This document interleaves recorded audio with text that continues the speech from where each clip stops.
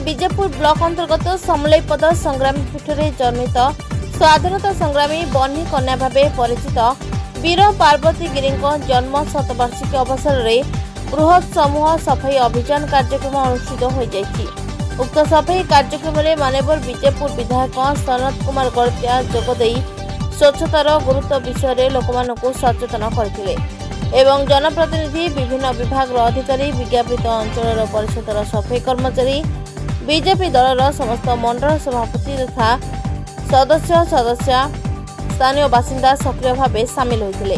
यह सफाई अभियान माध्यम पार्वती गिरी सेवा और श्रृंखला प्रति आदर्श को स्मरण कर